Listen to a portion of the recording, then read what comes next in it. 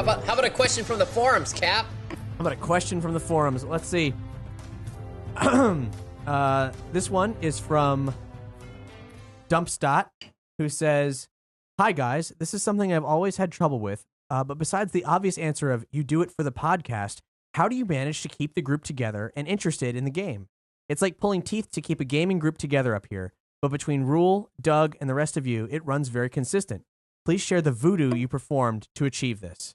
Oh, man. There ain't no voodoo, my friend. Yeah. It's hurting cats and it's pulling teeth. There lies another reason why Nerdy Show's Dungeons and Doritos doesn't come out, but every other month. And that's just the scheduling part of it, but I think part of it was also the interest. Like, why does everybody want to keep showing up and doing it? Yeah. And I guess it's because we in theory, every role-playing game should be a really good time, but we consistently have a really good time. Yeah, that is true. There's only one way to do that, and everybody's got to have ownership of it at the same time. So the Game Master needs to step back and don't control the game or the story. Let the players kind of run rampant. Like I've said before, control what you can control and let the players just go nuts. And if they go too far off the rails, have a conversation with them. But I guess because we're joined together to do a show, there's a little bit of a certain amount of control there. Like everyone who steps up to the plate says, I have to do a good job. I have to not try to make this miserable. True. So it doesn't really, we'll have characters that are Munchkin-like, but not really out to ruin anything. Yeah. I guess we'll get back to the subject. Sounds like we got a call.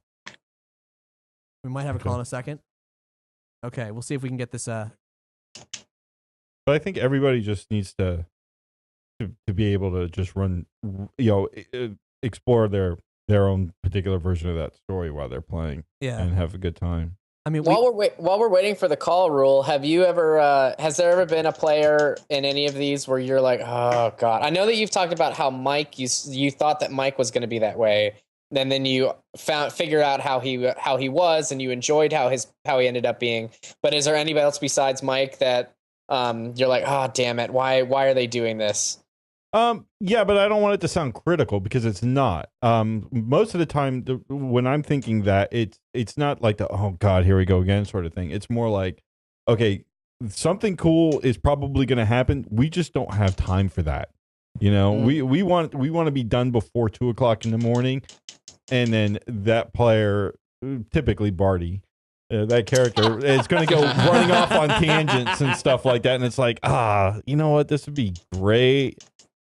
But not but right Barty's now. so funny and lovable. He is. You No, it's it's let him awesome. go on a tangent. And I'm not just trying to be nice by or trying to soften the blow by saying it would be really interesting to explore it. It really would.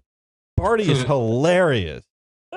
Barty gets into problems we haven't even thought of yet. But we just don't always have time for Barty, and so sometimes it's just like, okay, let's moving on to the next, end scene. Let's go over here and see what Jamela's doing. Right? We got Brian on the line right now.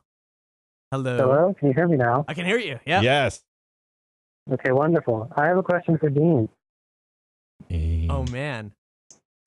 Yes, I want to know what Deen's workout schedule looks like. I want to know how I can get big like Deen. Dude, do you want to get big? You want to get buff? You want to get rips? You want quads on your pods? You want biceps when you flex? You want to do curls for the girls, bro? Curls for the girls? Yeah. Do you lift? Do you hoist? Yeah. Oh, yeah. All right, look. You're going to get ripped. You need to be half-orc lineage or better. I'm talking Titan. If you don't have stats on your sheet to begin with, don't even bother lifting weights. If you're an elf, do not pick up a broadsword. Bows are for you. They're soft. They're gentle. They sound like a musical instrument. Stay away from heavy things, all right? What race are you? Not half orc. Maybe more like an elf. You're more like an elf? All right. Maybe you might want to stick to something besides lift, bro. Something besides lift. Like I said, I have to soften a blow now.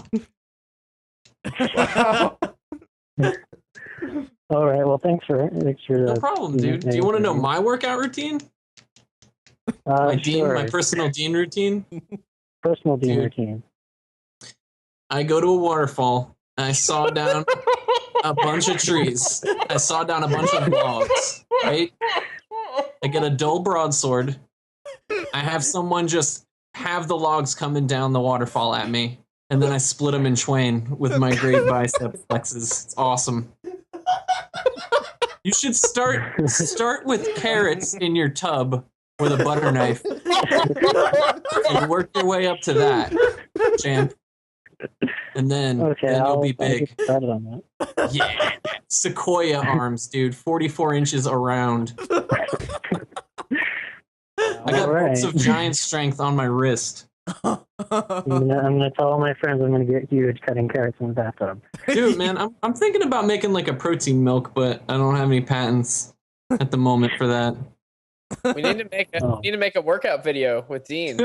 Dean's workout video, that would dude. be great. We could use that crystal. You still have the crystal? Oh yeah, that's right. Yeah. Deen. We need to get together. I bet the wizards on the Isle of Mages would love it. No, they wouldn't. They don't exercise. They're wizards. They're frail. They just magic couriers. That's a perfect market. Some of them might want to. They're frail. They want to get buff. Want to get buff? All right. I'm down. We should do that.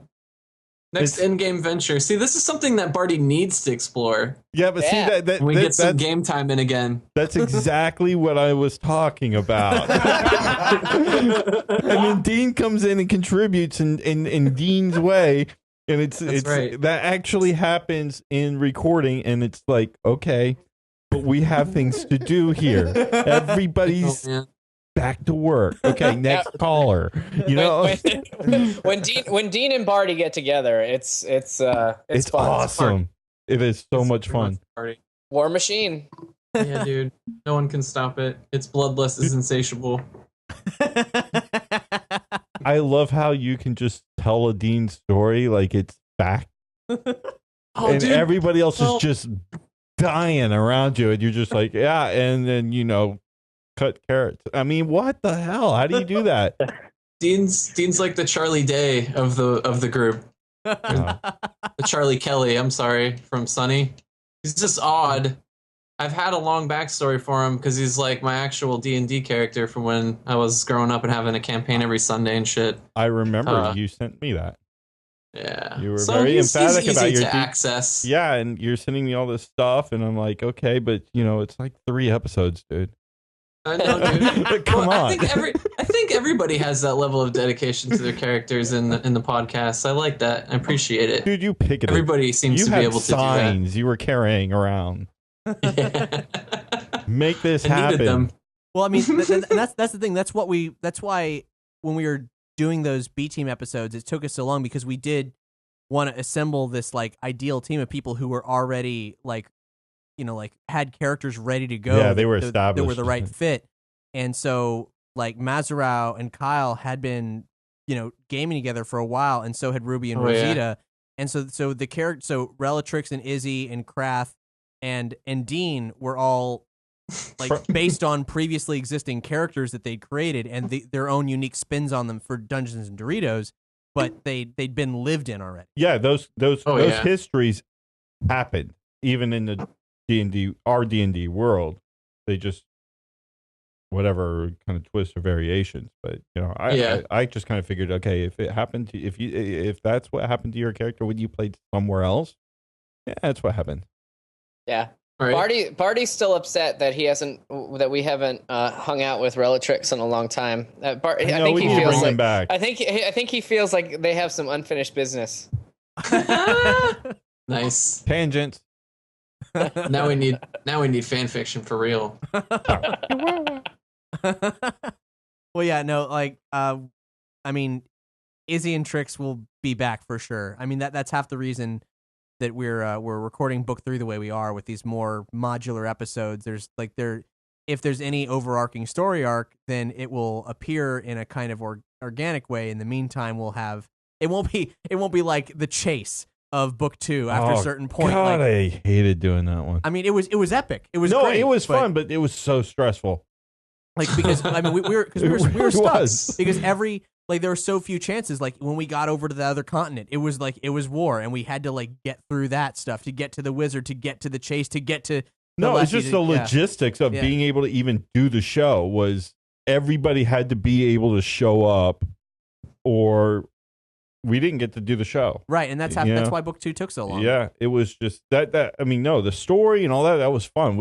Every episode we knew something cool was going to happen, but getting everybody to the table was just like, and then everybody had to make concessions. There was times where it's like, I really can't be there that night, but I'm going to make it happen somehow. And yeah.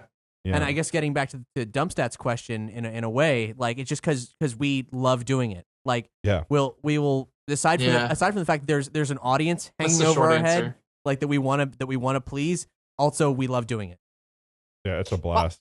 I question. I don't think it's a question on the forums, but I just thought of this question of whether or not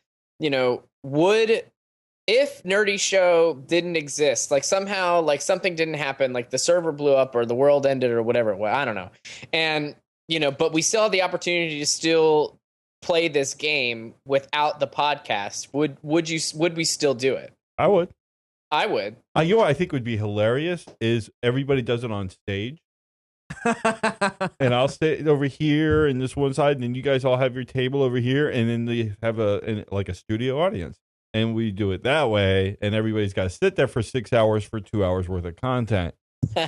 So, we'll have fun, but we'll punish the rest of the audience. Well, I mean, other people do record shows like that, like Penny Arcade and so on. People who have the notoriety to be able to do a stage production. Yeah. No, I was lying. I mean, I don't really want to do that. I think you were so enthusiastic. Well, because I think that would be a fun thing to do, but I think that again that you got logistics. You could do it once or twice. We could do it once or twice, but Ryan, you could play the music live. Yeah, like old school, just with the piano.